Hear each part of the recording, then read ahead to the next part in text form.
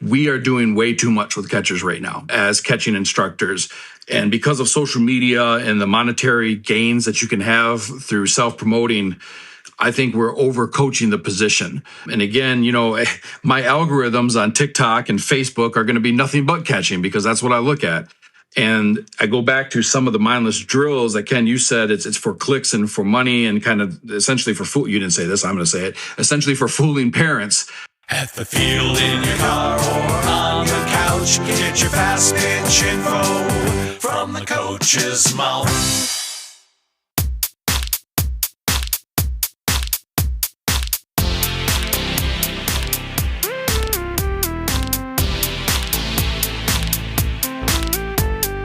Welcome to the From the Coach's Mouth podcast with your hosts, Jay Bolden and Ken Kraus.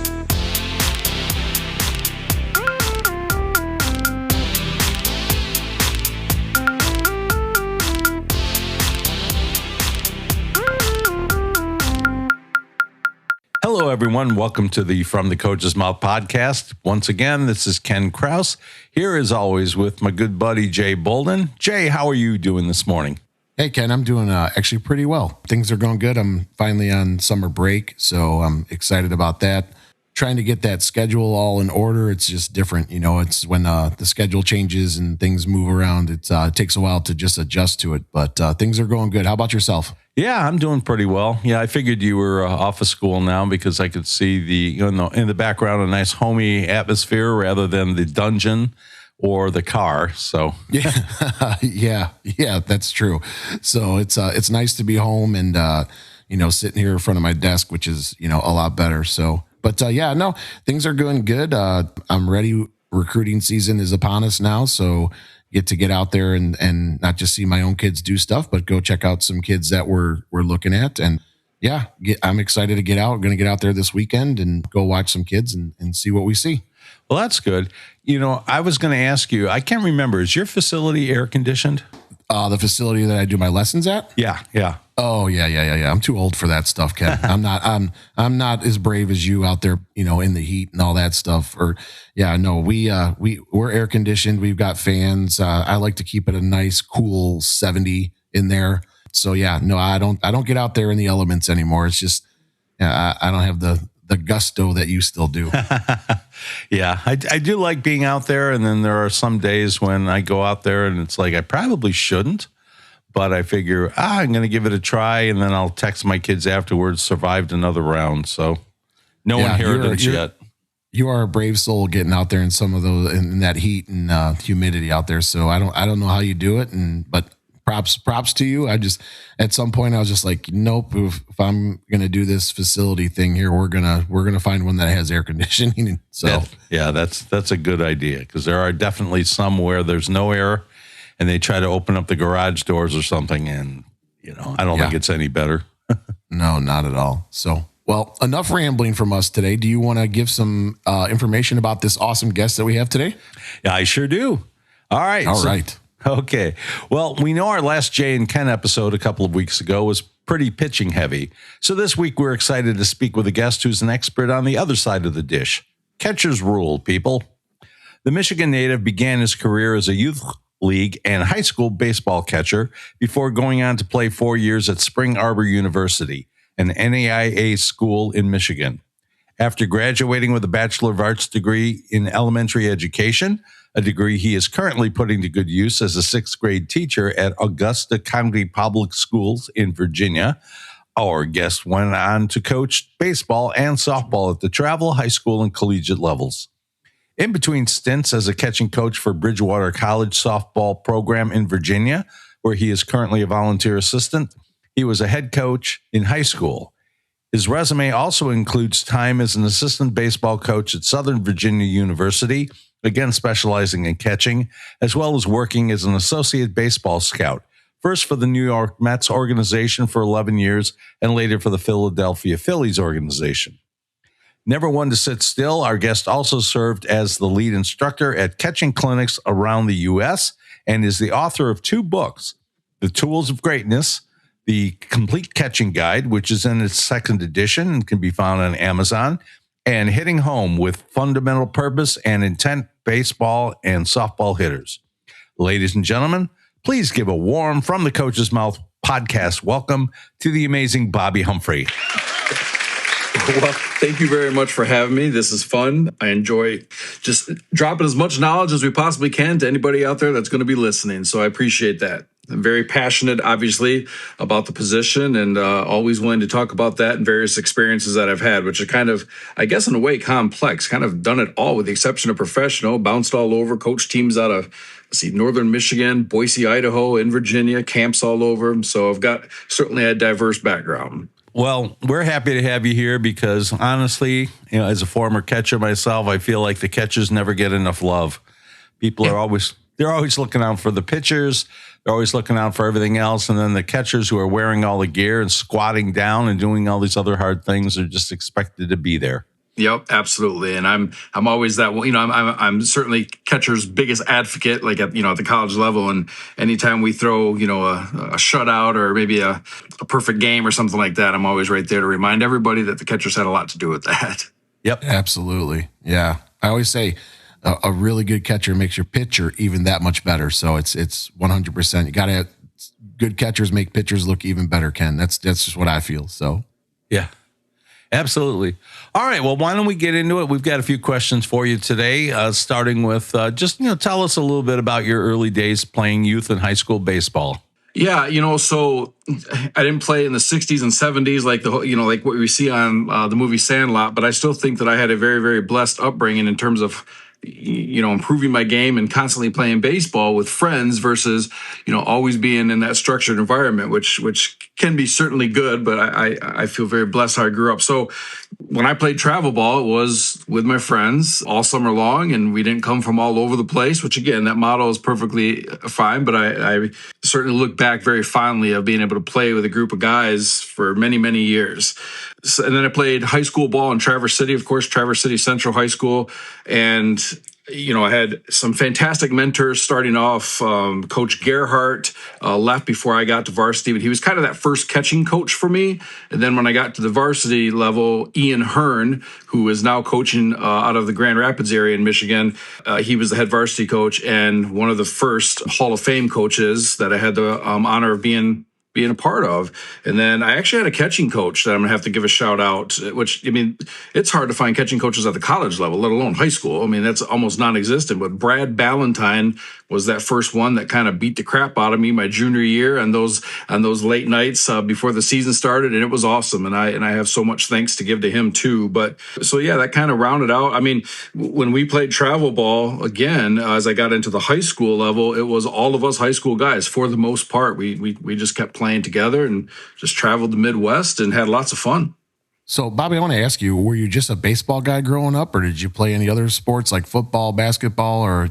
Yeah, I played football in high school. I loved all sports. Outside of school sports, I played basketball and road hockey with my friends. But yeah, I was on the varsity football team. I played a little bit of outside linebacker, some tight end, and unfortunately, a little bit of quarterback. And I say unfortunately because I did not have the mentality for being a quarterback. I had a really strong arm, and that's really about where it begins and ends. That's funny. We heard your dogs in the background. Yeah, I think she's barking at the washing machine, which is a little bit different. Well, that's okay. We're very dog friendly here, so yes, we are, especially on this podcast. Yeah. So it makes it real. Yep, absolutely. What were some of the highlights of your collegiate catching career? What do you remember? So unfortunately, individually speaking, my college playing career was not as glamorous as I would hope going in. I was a backup to an All-American my freshman, sophomore year, and then junior and senior year, I had two pretty bad injuries. Junior year, if I look ahead now, I'm certain I would have had Tommy John if that was more prevalent. My elbow was shot. I did the cortisone injection, played a little bit down the stretch. Then my senior year, herniated a disc going into the season. So unfortunately, it was shot. But, I was thinking about this question. I have a group of guys that I played with that we talk almost every day. I mean, whether we're busting on each other and joking around or whatever, we remain so close. But I feel like if you ask them the exact same question, everything would still center around team. And, a couple of these guys in the chat, they should probably be in the Hall of Fame at Spring Arbor. They, a lot of record-setting stats that they have, but everything was centered around team for us. And that's to me what, I remember and cherish the most is, we won a lot of games. We were runner-up for NCCAA my senior year to Dallas Baptist, who's now had been anyway, typically in the tournament every year at the Division I level. So everything centered around that. But my senior year was tough because obviously not being able to play was, it took its toll on me. However, I was on the bench and helping a lot with two Hall of Fame coaches, and Hank Burbridge and Sam Riggleman. Both of them ended up winning 1,000 games and every Hall of Fame eligible for. So, as I grew up and, and got into the coaching world, I could not have had it better. I was truly blessed with coaches from start to finish. So it sounds like you kind of fell into it because of the injury. You wanted to do something, make a contribution, so you started, maybe not intentionally, but you kind of started your transition into coaching there. Yeah, I guess sort of inadvertently. I knew I wanted to coach both baseball and football initially. I love football, and I did coach a little bit, but I knew that I was not going to leave the game of baseball and that I wanted to get back and I wanted to be a coach. And yes, my senior year when I knew that it was done, I maybe listened even more than more than I did as an active player because I was trying to absorb so much from those guys. Sam Riggleman came in that year to be sort of the coach in waiting, and he had already won, I think 800 games as a head coach elsewhere. So, again, you have all this knowledge, all this experience right there. And then, of course, I still got to be with my boys and help out any way that I possibly could. So I want to ask you a question, Bobby. You started, that kind of gave you your start in the coaching aspect of things. When did, and that mostly towards the baseball side of things, when did the fast pitch softball thing come in for you? When did that kind of just like what happened? How did that work out for you? How did it work out? Yeah, so I get asked this question all the time, and I enjoy responding to it. So I'm a teacher as well, as you mentioned. I was teaching fifth grade at the time, and I had two sisters that were back-to-back years that were phenomenal softball players. Well, their mom started this whole train of, Bobby Humphrey, you need to start coaching softball. And initially I was like, there is no way. I laughed it off. I'm not coaching softball. But they kept pushing. Well, then my wife joins on the bandwagon and said, well, you need to start giving it a chance. And then, of course, my parents came in. And then from there, I started inviting girls to my catching clinics. And I noticed immediately that they have fantastic learning postures, and if they know the why, they're going to do it. And then I started including some girls in lessons, and then just kind of eventually went from there. I helped Southern Virginia one fall on the softball side of things. I was not a hired coach or on staff, but I just went down there to work with the catchers a little bit, and that's when I kind of really started falling in love with it.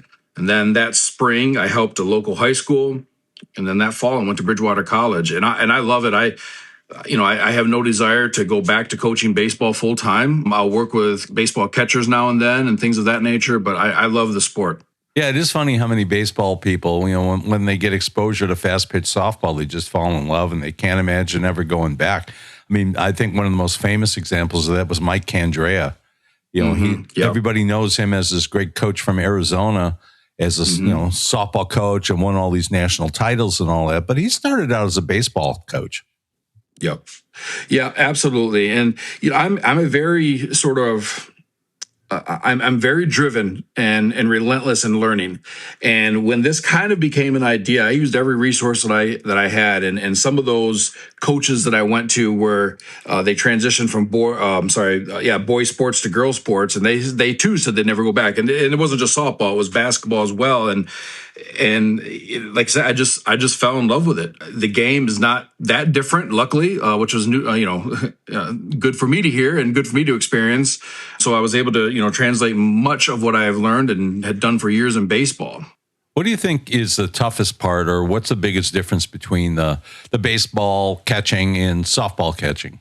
I think the only difference is how baseball catching has changed quite quickly and quite dramatically.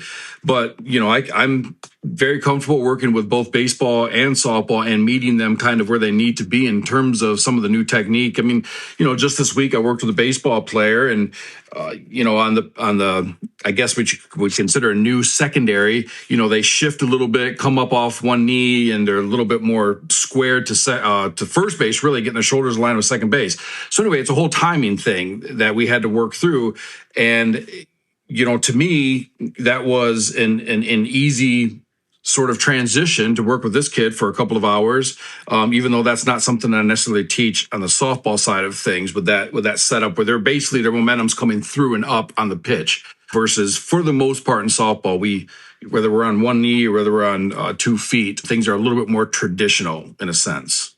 I want to switch gears a little bit because, I've heard a lot about, baseball scouts but a lot of people don't really know what they do. Like, what did that job entail being a scout for some of these Major League Baseball teams? Yeah. So to be clear to the audience again, and you already mentioned this, I was an associate scout. I was not an area guy.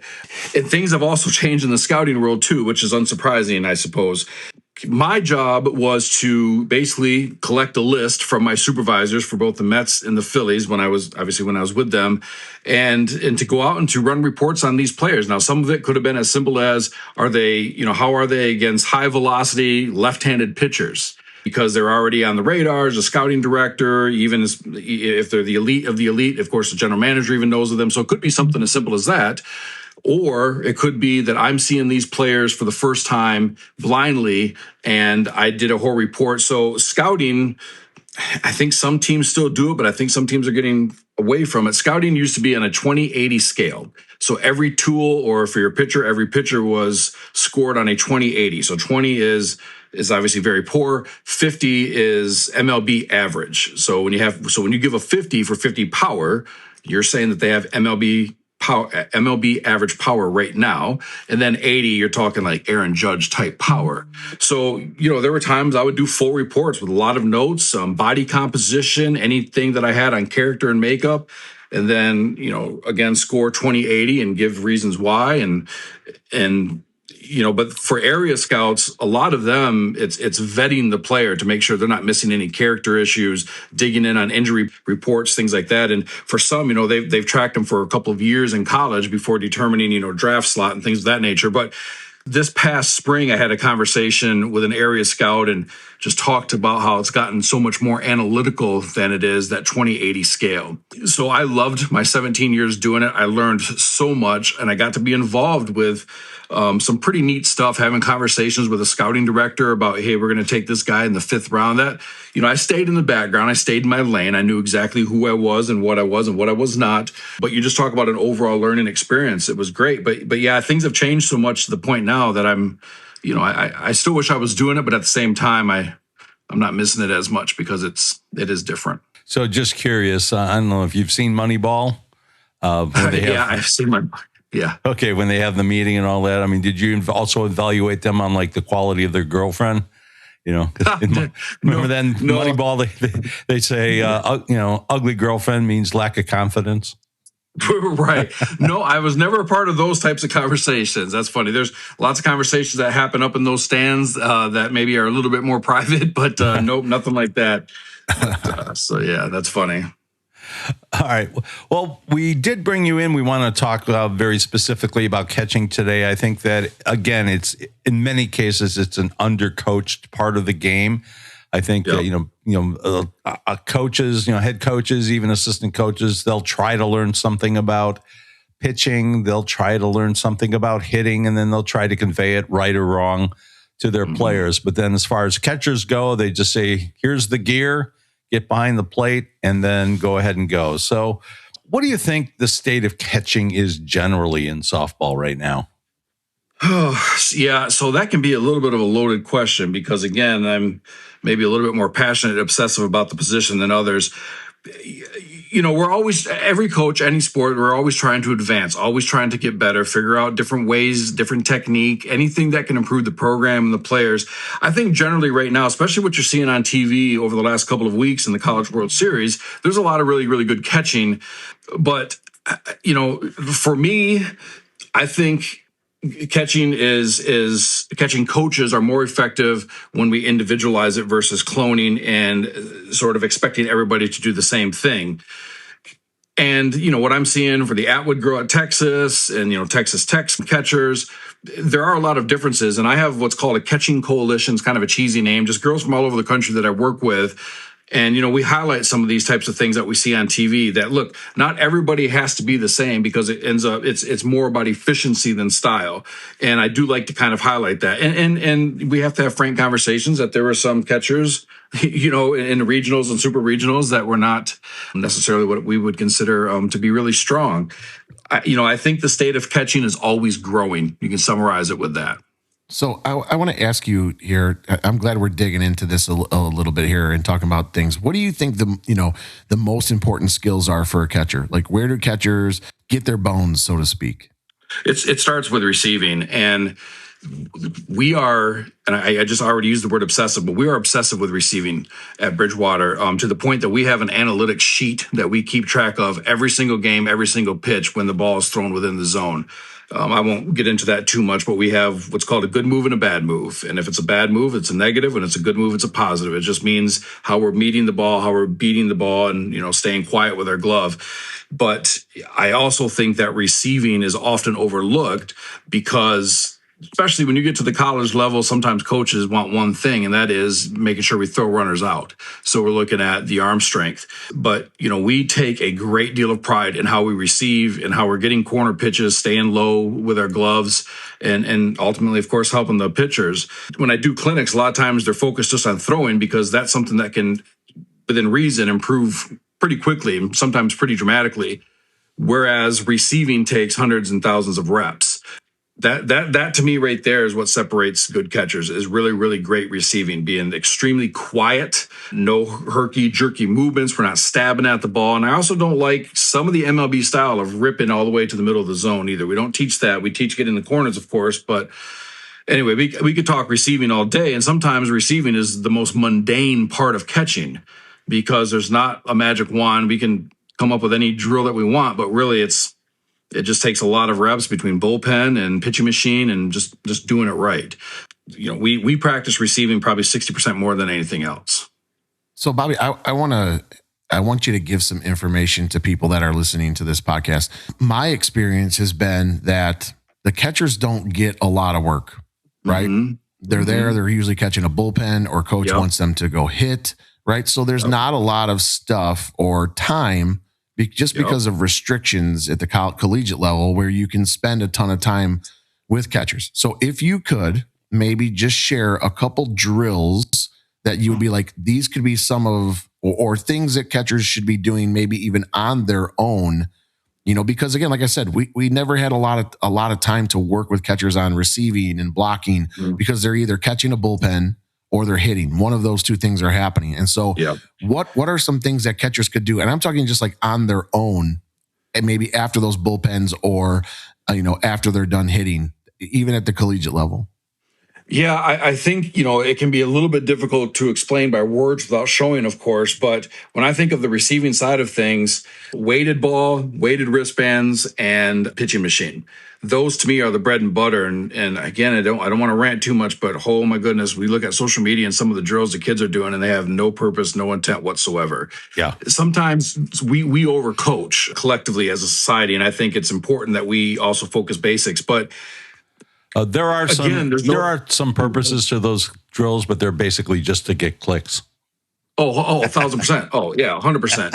But when I think, again, there's no simple fix for receiving. It has to be repeat. And the more you can get them either in the bullpen, as you mentioned, or on the pitching machine, because the pitching machine, of course, can simulate specific locations and then just repeat. the other kind of go-to drills that I do with girls, either at the college level or as I do lessons, include a weighted ball, because a weighted ball doesn't lie. And if your glove is meeting the ball as it's supposed to with the proper movement, then it's going to be a clean catch, versus if it's not, then the weighted ball is going to push them back. And then we also use weighted wristbands. I'm going to credit Jerry Weinstein here. I'm not sure if you guys are familiar with him. He's a catching coach. I think he's still with the Rockies. He's on X quite a lot. He's been in the game for a long, long time. And I had sort of took something that he put on X earlier this year, and that's that his movements that he coaches, meaning movements from pop of the glove to push to the plate, should not exceed 0.2 seconds. Now, to me, I think it should be around 0.1 second. But anyway, that's not literal. We're not going to put the girls on a stopwatch. It's a mental thing. So any catchers that may be listening in, your movement should not exceed basically 1/10 of a second. And again, it's an idea, not a literal measurement, if that makes sense. And also, movement should be one directional. I think we try to get too cute sometimes when we're catching. I'll see girls on social media catch a pitch that's hard of the plate. They drop their glove and retract it back up because I guess they feel like they have to have some sort of movement. And that's just not how we catch. No. Every movement should be one line, meaning no curvature in the line, just one line to the point of the corner of the zone. But it's a little bit more difficult, of course, to say it than demonstrating it. So yeah, absolutely. Right. But those are great. So I appreciate you sharing those with the listening audience, because I think it's important for them to understand that there are things that they can do outside of those hours that we can't give to them. So Thank you for sharing that, Bobby. Yeah, and I will say on the throwing side of things too, without trying to discuss a drill too much, is you have to have a purpose and intent with throwing too. Your pregame routine is not quote unquote getting loose like you maybe did in Little League. There has to be an intent, and we bring in transfer, but a huge focus is making sure that we use our legs and that we're aligned with our target, which seems so simple. But, a lot of times you go to a practice, whether it's high school or whatever, and the girls are just kind of rocking on their back foot throwing. So we want to make sure that we initiate our legs and that we are always directionally aligned. We're not opening up, because, if you throw 20 to 30 balls in pregame or practice over a long period of time, that's your habits.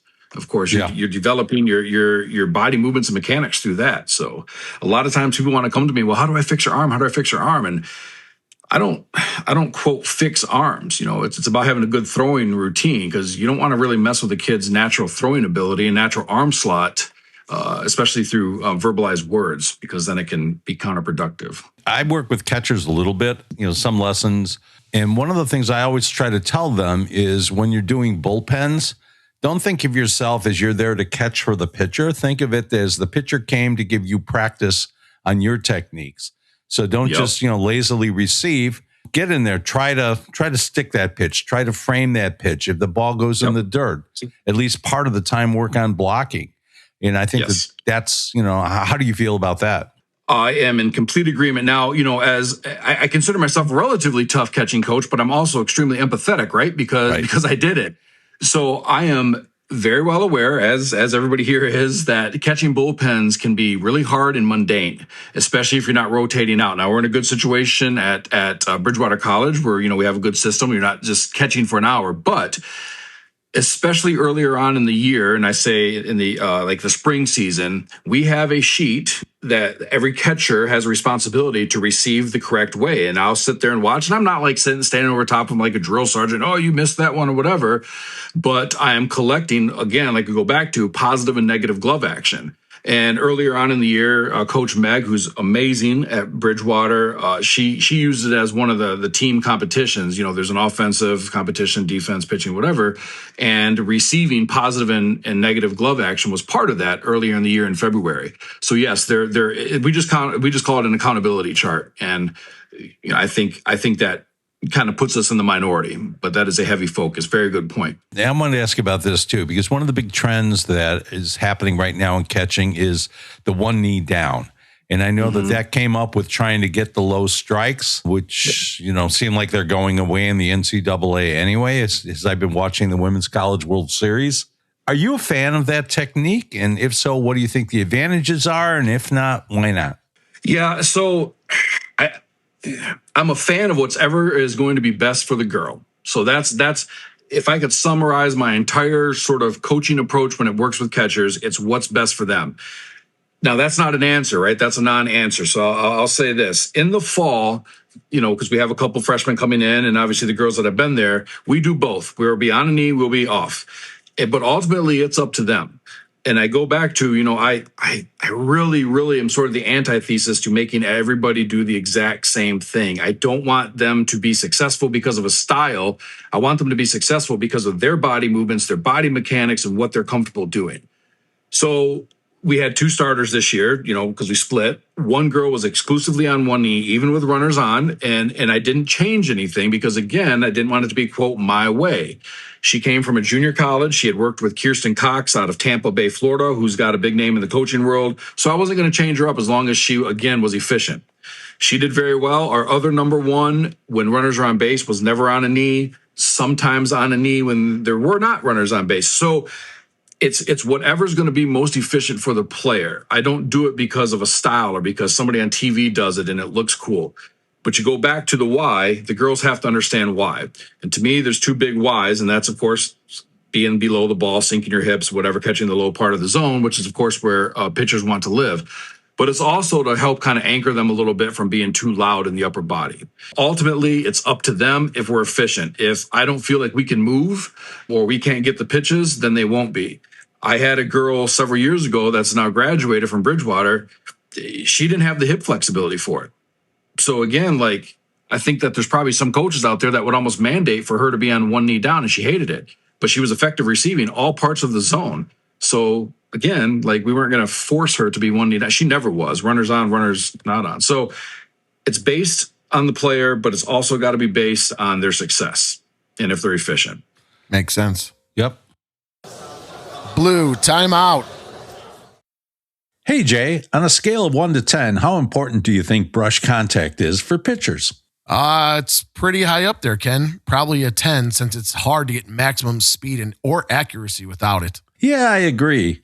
But have you ever had a student who struggled to get good, light brush contact? Sure, all the time, in fact. Especially when they've been taught hello elbow and are trying to throw around their hips, or they're sliding their hips out of the way, doing that crazy ninja move. So what do you do when you run into that situation? Keep railing on them until they get it right? I used to do that a lot, but then I learned about a product called Pitch Squeak, Ken. Pitch Squeak? What's that? It's a cool little armband with a squeaker inside of it. Like a dog toy?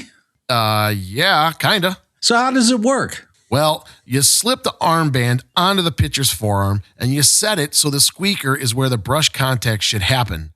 Then, when the pitcher goes into release, she tries to get it to squeak, like this. If she makes it happen, she got brush. If there's no sound, she knows immediately and can make a correction. Wow, cool. So she gets immediate audible as well as tactile feedback. Oh, there you go again, showing off with those big and technical words again. But yeah, she can feel it and hear it. Does it really work? You bet it does. I use it with my students all the time, and it helps them learn how to get brush contact pretty quickly if they practice with it. Sounds neat. Where can I get one? Oh, it's easy, Ken. Just email support@pitchsqueak.com, and Jason, the inventor of it, and a Polygirl certified pitching coach himself, will ask you how many you want and send them right out. I'll do that today. Thanks, Jay. What's that address again? Oh, you bet, Ken. It's support@pitchsqueak.com. One more time for those of you who are listening, support@pitchsqueak.com. And don't forget to mention in the email that you heard about it right here on From the Coach's Mouth podcast, and you'll receive 10% off. Play ball. What about framing? Are you a believer in framing, or do you think that it's a wasted effort to teach it? No, I know, you may have an umpire come on here. Actually, I think maybe you did. I didn't listen to that one, but an umpire would be like, framing doesn't matter. But I think statistics and just kind of what you're seeing with the eye, it definitely matters. So yeah, we do frame. If you watch, the Atwood girl again tonight, our glove action is very similar to hers. as I said, if the ball's maybe one ball or two balls off the plate, we're going to push to the zone, but we do not rip. Again, it kind of goes back to that 0.1 to 0.2 seconds. So we're not going to have these real long extended movements, but yes, we will go get it. Now, I'm not big on the old school sticking, especially arm side, because that can give the illusion of reach when their left shoulder goes hard to the right, and then you can't manipulate the ball when we're extending, locking at the elbow, because that's going to push us back and cause a retraction. So any double moves are bad moves. So yeah, we receive, we move the ball when it's off the plate or at the bottom of the knees, but we try to make it subtle and, again, very quick. And if it's well within the strike zone, we preach, do not move your glove, just catch, stick the ball, just catch it and be soft. That's it. Yeah, I remember one of my catching students, once I was watching her on TV. It was a college game, and she was doing a really good job of framing the outside pitch, and she kept stealing that pitch for her pitcher. Mm-hmm. And then the other team's catcher was not doing the same thing, so the same pitch was getting called a ball. And I texted her afterwards, and I said, your pitcher really owes you a debt of gratitude, because I was watching, and it was clear that you were getting called strikes that the other kid was not. Yep, exactly. And we had kind of similar conversation later in the season at Bridgewater. There were a couple of very noticeable pitches that the umpire paused. And look, maybe it had nothing to do with the catcher, but I'm the catching coach. So that's what I took it as, is that was us. We won. Well, that was the catcher. I don't want to say us. But anyway, we won that pitch. So yeah, I completely agree. But again, if it's too much movement, then of course it's counterproductive. And we really preach you want to be as quiet as possible. I will say this, in case you have parent coaches or catchers listening that are on the catching side of things, real quick story and kind of something that is really, that summarizes everything that we believe in receiving. So I coached as a temporary coach in the Valley Baseball League a few years back. And we had a catcher from Clemson, Virginia Tech, and Auburn. And I just simply asked, who was the best catcher like that you saw this year? I can't remember the kid's name, so I'm not going to try to remember it, but it was a kid based out of Miami, and he ended up getting drafted. And I said, okay, so why was he the best catcher? And the kid from Clemson, who's now in the minors as well, he said, because you didn't know he was back there. And I was like, bam, that's going in literally everything that I do. I'm going to say, we don't know you're back there all the time. And that just means, of course, to quiet down and just let your arm work. And so that's really a staple of what we believe and what I coach. I want to ask you, Bobby, what do you think is lacking in the current catcher kind of education? Like, what are the kids missing a little bit? I don't think it's what it's lacking. I think that we, and I say we, I mean, because, just collectively, we are doing way too much with catchers right now as catching instructors. And because of social media and the monetary gains that you can have through self-promoting, I think we're overcoaching the position. And again, my algorithms on TikTok and Facebook are going to be nothing but catching, because that's what I look at. And I go back to some of the mindless drills that, Ken, you said it's for clicks and for money and kind of essentially for you didn't say this, I'm going to say it, essentially for fooling parents. So I don't know if it's what we're lacking as much as it is we are just doing too much. And as a result, kids are either being cloned to a certain style. I know I keep repeating that word, but it's really the truth. Or they're doing so much that they lose sight of truly what they are doing. So it's like drill for no reason whatsoever. And some of them, again, like, I go outside the box sometimes. We do some things that are unorthodox. I just created a drill last week through a little mechanism I put together, but it all has purpose. And sometimes I'll see these drills, and not only is the technique wrong, there's no intent. There's nothing there. So I think we're overcoaching it. And I think that especially when you're starting to work with young catchers, we've got to start basics. One of my very good friends and sort of mentors, she said that her step grandson was on a knee and he's 8 years old. Like, why are we on a knee at 8 years old? Like, we've got to be foundational. So I guess what's lacking, good instruction is what's lacking. And I hate to sound so pompous and so arrogant, but it's the truth. And any catching coach out there that may hear this, that may be a little raw, you have to focus on foundations. Yep. Another question that I had for you was throwing from the knees versus throwing from your feet. Again, it sounds like you're good with either one, depending on what the catcher can do and what she needs.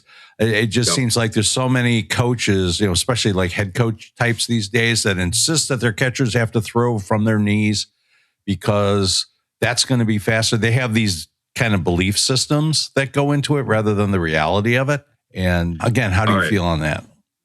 So here's where some people might say, well, that Bobby Humphrey guy's a jerk. Here we go. All right. Finally, we got here, Ken. Yeah. So, I'm kidding. You are completely accurate in that it really depends. You sniffed that out in our 37-minute conversation. But here's what I will say when kids come to me or coaches tell them you have to throw from your knees. It's oftentimes for two reasons. One, they have no idea the proper technique from throwing off your feet. They don't understand the mechanical movements of being efficient and quick, or it's for the look. They think it's cool. And I say that a lot at clinics, and I know sometimes I get some side eyes from coaches that are there. I'm working with a young lady. I just started working with her, and we were texting back and forth about her goals and things like that. And she said, one of the things I need to do is get quicker from my knees. And I said, well, why? And she didn't really have much of an answer for that. And I said, do you normally throw from your knees, or do you feel like you're quicker from your feet? And she said, I'm quicker from my feet. And I said, well, then that's what you do. So we force feed, again, because we're in such an individualized look at me world right now. I think we force feed throwing from our knees because of the look, and that's it. Because if you take a side by side, if it's done correctly, knees and feet, they should be in sync from the pop to the release. And, we really focus on transfer time more so than pop time. And, that this idea that throwing from the knees is faster is simply inaccurate. Again, going back to the girls at Bridgewater, one girl was almost exclusively from her knees, except it is pitch dependent, so she would come up as necessary. The other girl that's going to be coming back to us next year, I don't think in a game she threw from her knees once, unless maybe the ball hit the dirt. And both pop times for both girls were very similar. So again, and if you watch TV, any of these girls watch TV tonight or whenever, you're going to see catchers doing both. So it's going right back to the same thing as receiving one knee down. It's based on pitch, first off, but it's also based on efficiency and comfort of the girl. And at Bridgewater, we will throw off of our knees in practice, especially in the fall, and we'll do some in the spring, but not a lot once they've been established. But it's entirely up to them. Even the drill work that we do, you might have two girls doing the same drill, both from their feet, but then the other two girls doing the exact same drill are possibly going from the knees a little bit more. But it's certainly a myth that it's faster from the knees. So. Yeah, well, and especially because there's the factor of the arm strength and everything else. So you might get the ball out of your hand a little faster, but if you're not strong enough to throw from your knees, the velocity of the ball going down there is going to be a little bit different. And at the end of the day, the ball doesn't really care how it gets down to second base or to third base, right? It just, It's, you can measure that part with a stopwatch, and you can take a look at it and say, whatever gets it there the fastest, it gives you the best chance to get that runner out. Exactly. And, when I do clinics, the majority of the girls are quote unquote strangers, but there have been times when I've done clinics where I pulled a girl aside and been like, hey, look, I think your bread and butter is off the knees. You do look better off the knees. So again, it truly, truly depends. As I think about the girls that we're going to have coming in this year, I feel like most are going to be from the feet. But again, if we're throwing low 1/8, which we will get down to at times, then why am I going to force them to throw from their knee? Absolutely. But again, it's about that technique and the mechanics that people just really don't understand. Off the feet, a lot of times are really long. I mean, you have, well, we call it a plant step, but you have a jab step that's 1.5 feet, 2 feet. Well, they need to throw from their knees then. Well, no, they need to understand how to throw. They need to throw from their knees. I'm sorry, but they need to understand how to throw from their feet. That's really what it boils down to. Bobby, I want to ask you a question here. I want to talk a little bit about leadership aspect of catching. I have a gentleman in my facility. He primarily does catching lessons. He's been in the game for 30 years, and he's great. And he gets a lot of young kids coming in there.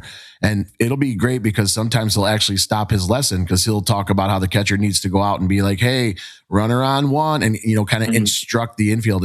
And sometimes the kids will say it very quietly. And so he'll look over at me, he'll say, hey, B, did you hear that? And I'm like, hear what? And so I want to ask you. And so he does a great job of telling them, you got to be the leader. You've got to use your voice. You're kind of the person that gets to see the entire field. So I want to ask you, though, how do you help a catcher who may have, the physical skills, but maybe kind of shy or quiet?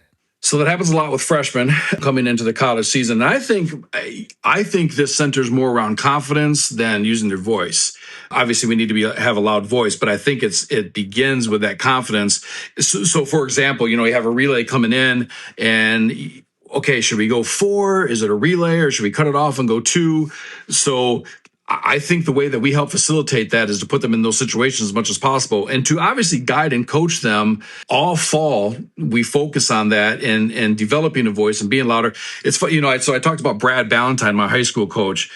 I think that I had, relatively good leadership abilities, but he did want me to be louder. We would ice our arms after practice, and he would make me scream 2, 2, 2, 2, 2, 3, 3, 3, 4, 4, 4, like in the gym with nobody there, just constantly hammering, get louder, get louder. So, Bobby, I have to say, just listening to you right now, it's hard for me to imagine anybody telling you need to get louder.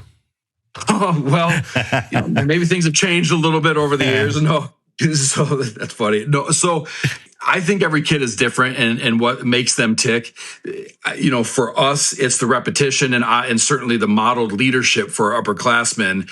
And then, sometimes I'll pull the girls aside as we're working on relays, for example, or bunt defense, and just, letting them understand and see the upperclassmen work. And the other thing that I think is very, very critically important here for this, we have to promote failing aggressively if we fail.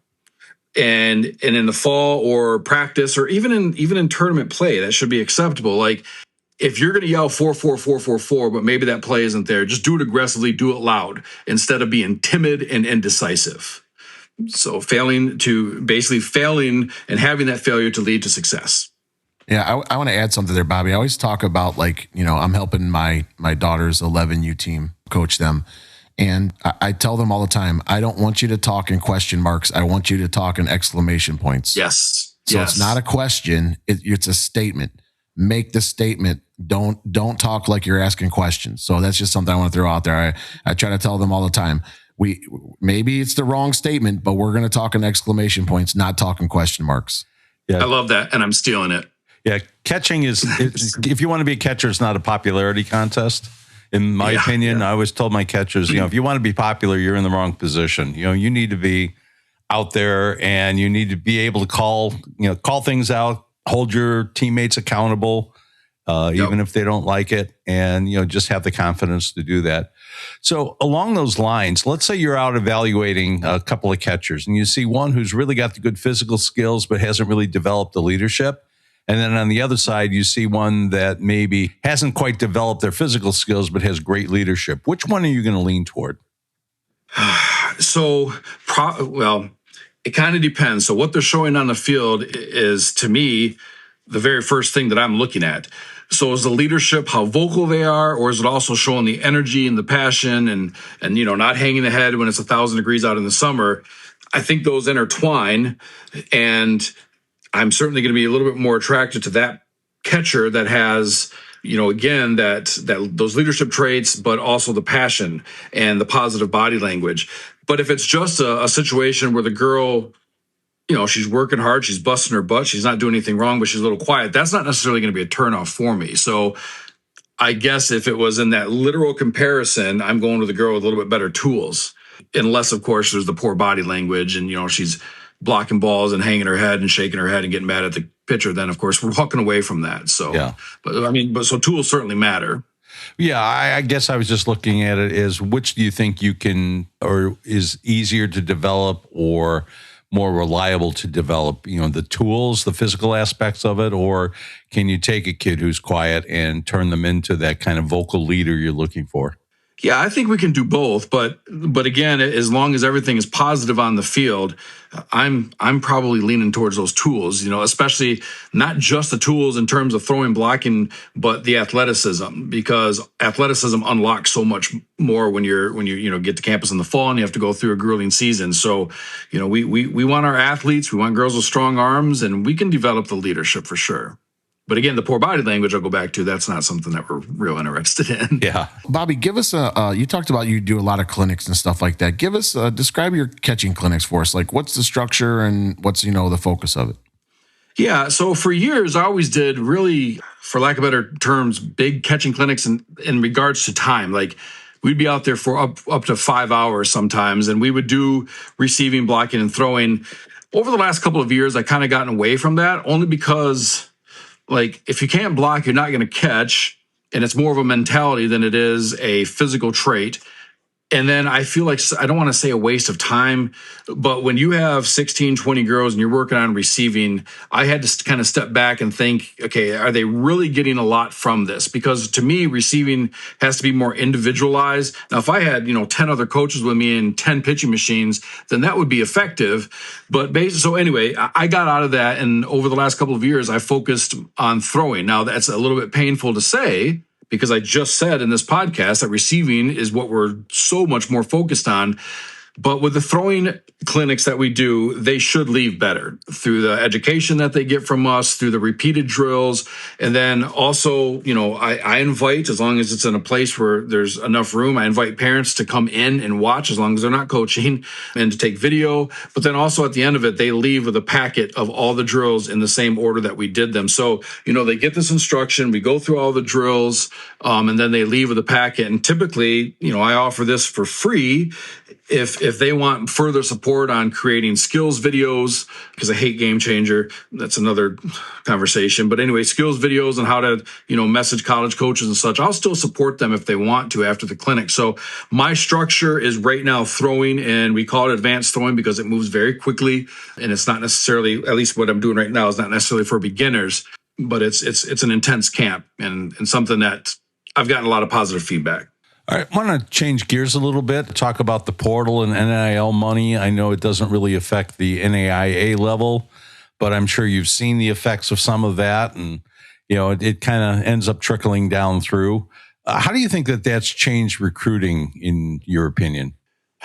Well, I mean, having been on the travel side of things, especially the last couple of years, it's really important for a travel coach that has a true showcase team to be cognizant of what has happened. And that is, freshmen have to open their own doors a lot more in terms of being open to going the JUCO route, or maybe a little bit lesser level at the Division I level, that is. So maybe focusing on a mid-major.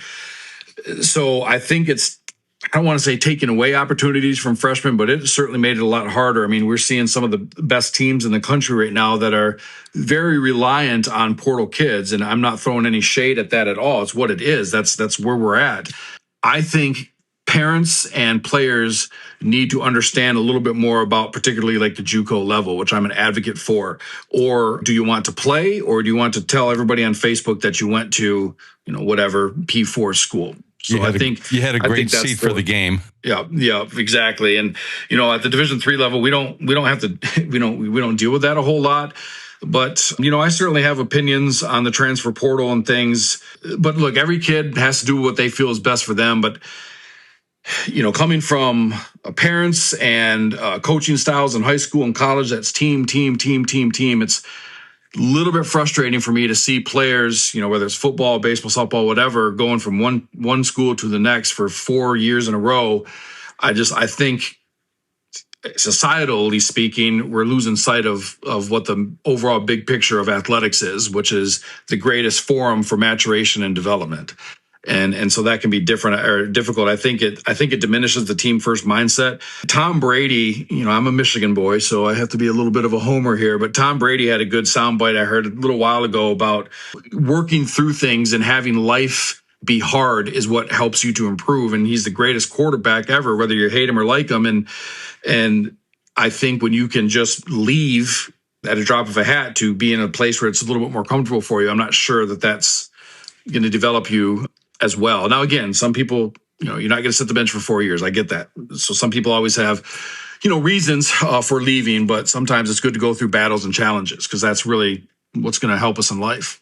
Yeah. And, there's also the part of it where you thought you were getting into one situation, or maybe you signed for something and then there's a coaching change, or just the coach does a really good job of presenting him or herself during the recruiting process. And then you go in there and you find out that, they're not quite what they presented to you.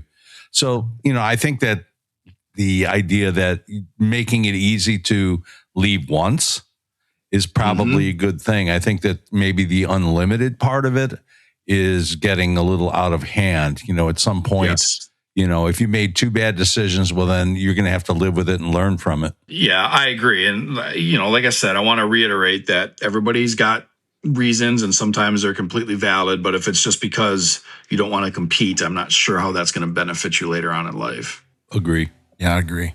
So, Bobby, I want to talk about your books a little bit. Let's start with the catching book. What makes it different from other books that are out there? So I haven't read a lot of other books that are out there. I went through Zan Barksdale's book a little bit years ago.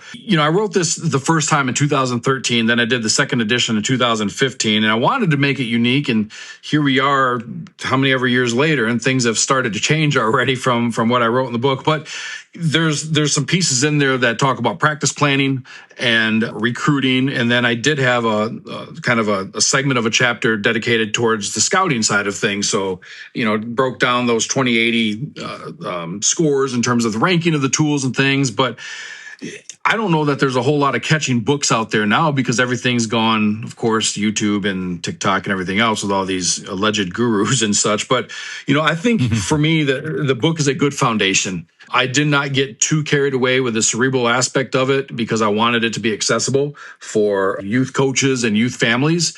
So I think it's a good starting point for sure. And then what about the hitting book? What drove you to write that one? There's plenty of hitting books out there. Yeah, there definitely are. So years ago, after going to different youth practices and even high school practices and things, I thought, man, we just don't have an understanding of how to develop from kind of the start with kids. And I just saw a lot of low intent drills and a lack of structure and hitting, particularly in practices. And so initially I just put this thing together and I was literally going to send it for free as something of a packet to anybody that wanted it. I was just going to say, hey, who wants this? And here you go. And initially I had, pictures of like Ken Griffey Jr. and all these other MLB players on there. Well, the more I started writing, the more I'm thinking, well, my goodness, I'm doing a lot of work to just offer it up for free. So I decided to go ahead and just turn it into a book, and obviously I had to delete all those pictures and do a photo shoot with the models that I used for the book. But that book is really geared towards, again, youth through high school, just a simplified approach. I don't have a million drills in there. I have a lot of structures or some base running pieces in there. And I think that book is very specifically designed for the coaches that maybe just, throw 20 pitches during batting practice and that's what they get, just to kind of break it down a little bit and to develop structures. Things that are pretty much normal at the college level, where you have base running responsibilities, you have defensive responsibilities, and then a certain hitting approach, whether you're going backside, middle, and so forth. So it just kind of breaks it down in that regard. And then I have like tryout sheets I wanted to throw in there, and it's really targeted for youth through high school. Yeah, one of the things that I find difficult to watch is I'll be in a facility. I don't own my own facility, so I'm using other people's. And there'll be coaches that are running drills and all that, and they're running everybody through the same drills, whether they need them or not. And it's like, wow, you can take a look at this kid and say, this kid over here, she really needs this. This kid over here, he really needs this. That's what they should be having him do. The drill he's doing right now, he does that really well. And that to me, that's a waste of their time. I agree. And it's the same thing with catching. Every lesson that I do is going to be a little bit different. And one of my most respected hitting coaches down in the Roanoke, Virginia area named Ricky Gregg. And he tells a story from a few years ago that there was another high school coach that was essentially throwing shade at him because his lessons weren't the same. He had two sisters and the lessons were different. And this other coach was being disparaging towards him, and Ricky's like, that's great that he noticed, because they should be different. It's two different people with different body mechanics and strengths and weaknesses. So no, I agree that they should be tailored. When you can be individual plus add the biomechanics and the approach, then I think you're a strong hitting coach. And I do think approach, and I hammered this in the book, approach is lacking. Like, we can perfect mechanics all day long. And to me, if you perfect mechanics, you're potentially ruining a hitter, but again, that's for another time. But we lack approach. Kids don't understand what they're looking for ahead in the count, and if there's 2 strikes, what adjustments we're making, things like that too. I think that's missing a lot. Where are those books available? I know that one is on Amazon because I looked it up. Are they both available on Amazon? Yep, they're both. Yes, they're both on Amazon, and I think you can find them on other websites, but they're not in hard copies in stores. So any final thoughts that we haven't covered, things that are on your mind? I don't think so, other than the last little thing that I wrote down, and I'm sure that you have discussed many a times in your podcast, is just because this is a little bit fresh to me. Any players listening, parents and coaches, you've got to make sure your kids have clean social media pages. That's kind of my last little mic drop. That will turn off a coach and make them walk away just as quickly as bad body language. If it's, a lot of cursing and a lot of other sensitivities, if you will, and TikTok, that can ruin opportunities. You've got to keep your social medias clean. Have fun, dance, be goofy, do whatever you wish, but easy on the language. Awesome. So last question for us then today, Bob. We asked this kind of just about everybody here. Do you happen to have any hidden talents that people would be surprised to learn? I don't think so. I asked my wife this last night. She laughed at me. I don't think so. I mean, I hunt and I bird hunt, but that's not like a hidden talent or anything. I mean, I'm a good shot, I guess, and I know how to train a dog, but no, I don't have anything for you. I'm not like this crazy whistler or anything like that. I can't play an instrument. I don't think I have any hidden talents. I mean, you're not a yodeler. All my talents are, I think all my talents are kind of out there on the teaching, coaching side of things. So yeah, unfortunately, I don't have an answer. That's all right. Yep. Maybe you can get one for the next time we talk. Right. Well, Bobby, we told you it'd be about an hour, and that's where we are right now. So we really appreciate you coming on and spending that time with us. We know you're busy. Yeah, thank you very much. And I am on summer break, and this is the first year I haven't coached travel ball in a long time. So I certainly have a little bit of free time, but that's filled with lessons and clinics all summer. Anyway, so no such thing as free time. There's just no such thing as free time. That's true too. All the yard work I've already done in the last couple of weeks. So but no, I appreciate it. And any last thing that I can say for catchers that may be listening in, you have to show that you love the game. If you don't love the game behind the plate, life is going to get a lot harder for you as you advance, if you advance in your career. Got to be passionate. You got to love the position. Yeah, it's definitely not an easy position. So, if you're back there, you've really got to love it. And, I'm going to throw this out there, and I'm sure you agree as well. Pitchers every now and then help your catcher pack her stuff up. Maybe carry her bag out for her, especially on a hot day when she's been, you've rotated through 3 pitchers during the travel ball day and 1 catcher's been behind the plate. Take care of your catchers. They deserve it. Absolutely. And in the very least, thank them, especially after a long, laborious bullpen session. Yes, for sure. All righty. Well, thanks, Bobby. Jay, you want to promote the T-shirts? Of course. Yeah. Again, we've just got a few left. So if you can give us a like on Spotify, Apple Podcasts, YouTube, give us a like, a follow, a share out one episode, can be anyone. This would be a great one to share out. And then send Ken and I your message through the Facebook page or to us individually. Let us know that you've done that, and we'll happily send you a free T-shirt. Just let us know what size, and we'll get it out to you. Thanks to everybody who's listening. Again, we keep getting more and more followers, and we're very, very grateful to all of you who keep listening and sending us great feedback. So thanks, and keep listening. All righty. Thanks, Jay. And that's it for us this week. Thanks to all of you for listening and the kind words you've been sharing with us. If you like what you're hearing, please remember to give us a like, leave a comment, and share this podcast, like Jay was saying, on your social media channels. Make sure you never miss an episode by following us on your favorite podcast platform. If you're so inclined, you can also leave us a great review on Apple Podcasts to help more people find us. On behalf of the From the Coach's Mouth podcast, have a great rest of your week and weekend.